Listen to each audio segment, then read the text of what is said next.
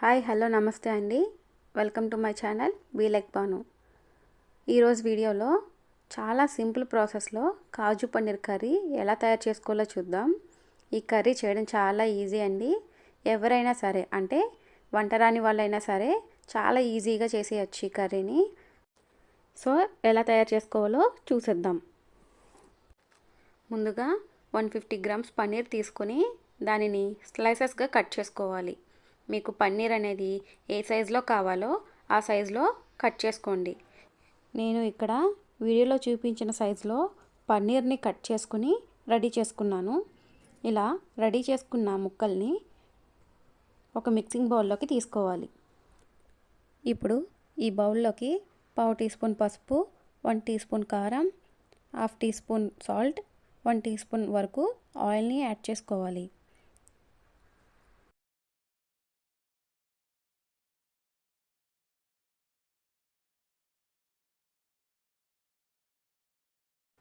ఇప్పుడు ఈ పన్నీర్ ముక్కలకి ఈ ఉప్పు, కారం, పసుపు అంతా పట్టేలాగా టాస్ చేసుకోవాలి. ఈ ముక్కలన్నిటికీ పసుపు, కారం అనేది ఈవెన్గా స్ప్రెడ్ అయ్యేలాగా స్పూన్తో కానీ ఒక గరిటతో కానీ ఇలాగా వీడియోలో చూపించినట్టు కలుపుకోవాలి. ఇలా కలుపుకున్న ముక్కల్ని మ్యారినేట్ చేసుకోవడం కోసం 10 to 15 మినిట్స్ పక్కన పెట్టుకోవాలి. ఇప్పుడు ఒక మిక్సీ జార్ తీసుకొని దానిలో 2 మీడియం సైజ్ ఉల్లిపాయల్ని కట్ చేసి వేసుకోవాలి. దీనిలో మీడియం సైజ్ టమాటా కూడా ఒకటి యాడ్ చేసుకోవాలి. 2 స్పూన్స్ కాజు కూడా వేసి ఫైన్గా పేస్ట్ చేసుకోవాలి. తర్వాత స్టవ్ వెలిగించి ప్యాన్ పెట్టుకొని 2 స్పూన్స్ గీని వేసుకోవాలి. దీనిలోనే 1 టేబుల్ స్పూన్ ఆయిల్ని కూడా వేసుకోవాలి. ఆయిల్ కొంచెం ఎక్కువే పడుతుందండి. ఆయిల్ హీట్ అయ్యాక 1 స్పూన్ కాజు వేసి ఫ్రై చేసుకోవాలి.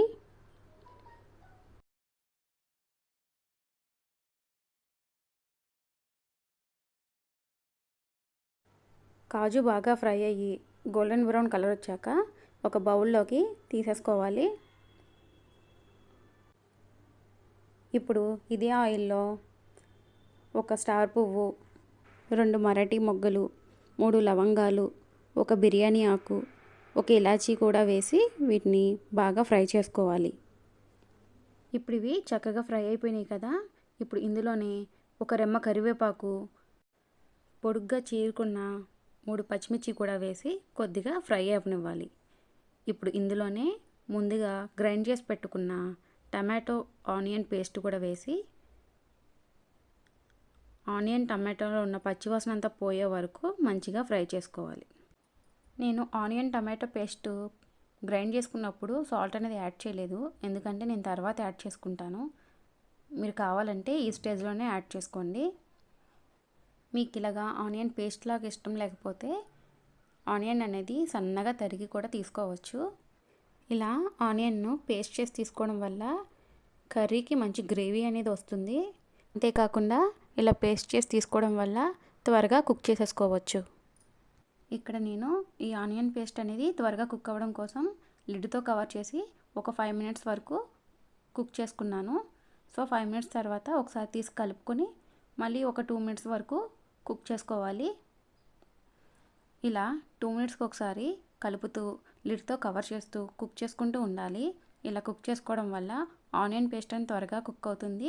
అంతేకాకుండా అడుగు అనేది పట్టకుండా ఉంటుంది. ఇక్కడ వీడియోలో చూసినట్లయితే ఈ ఆనియన్ పేస్ట్లోంచి ఆయిల్ అనేది సపరేట్ అయిపోయింది కదా.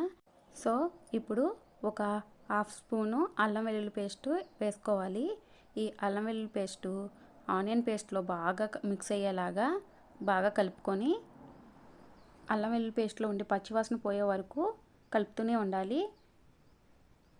ఇలా బాగా కలుపుకున్న తర్వాత లిడ్తో మళ్ళీ ఒక 2 to 5 మినిట్స్ వరకు దీన్ని కుక్ చేసుకోవాలి. ఇలా కుక్ చేసుకున్న తర్వాత మరొకసారి లిడ్ తీసి ఒకసారి బాగా కలుపుకోవాలి. అడుగు అనేది పట్టకుండా కలుపుతూనే ఉండాలి. ఇలా బాగా కుక్ చేసుకున్న ఆనియన్ పేస్ట్లోకి ఒక 1/2 స్పూన్ కారము, 1/2 స్పూను సాల్ట్, 1/2 స్పూన్ ధనియా పొడి, హాఫ్ స్పూన్ జీరా పొడి, ఒక హాఫ్ స్పూన్ గరం మసాలా వేసి ఈ మసాలాలన్నీ బాగా ఆనియన్ పేస్ట్కి పట్టేలాగా కలుపుకోవాలి. కారం అనేది ఆల్రెడీ మనం మ్యాగ్నెట్ చేసుకున్న పన్నీర్లో వేసుకున్నాం కాబట్టి అడ్జస్ట్ చేసుకుని చూసుకుని వేసుకోండి. కారం ఎక్కువ తినే వాళ్ళైతే 1 స్పూన్ వరకు వేసుకోవచ్చు. నేను ఇక్కడ హాఫ్ స్పూన్ వరకే వేసుకున్నాను. సో ఈ పేస్ట్ అనేది బాగా కుక్ చేసుకోవాలి. ఇలా కుక్ అయిన పేస్ట్లోకి హాఫ్ గ్లాస్ వాటర్ పోసుకుంటున్నాను.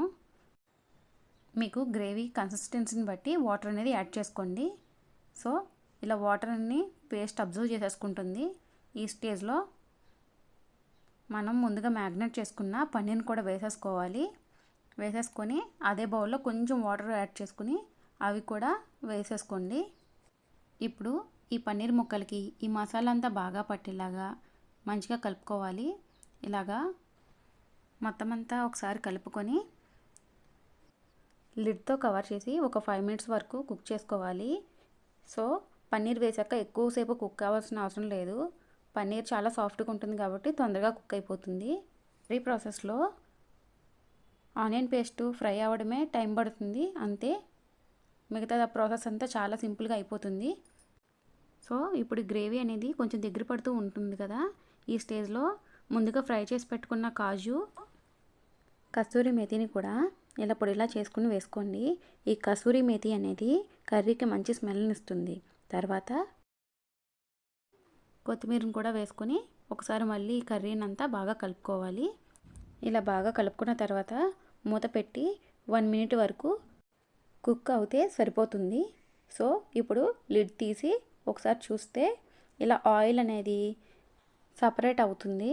సో ఇలా సపరేట్ అయినట్టయితే మనకి కర్రీ అనేది రెడీ అయిపోయినట్టే. ఫ్లేమ్ అనేది ఆఫ్ చేసి కర్రీని సర్వ్ చేసుకోవడమే. ఈ కర్రీ రోటీస్లోకి, చపాతీలోకి, బగారా రైస్లోకి, నార్మల్ రైస్లోకి కూడా మనం సర్వ్ చేసుకోవచ్చు. సో మనకి ఎమ్మి కాజు పన్నీర్ కర్రీ అయితే రెడీ అయిపోయింది.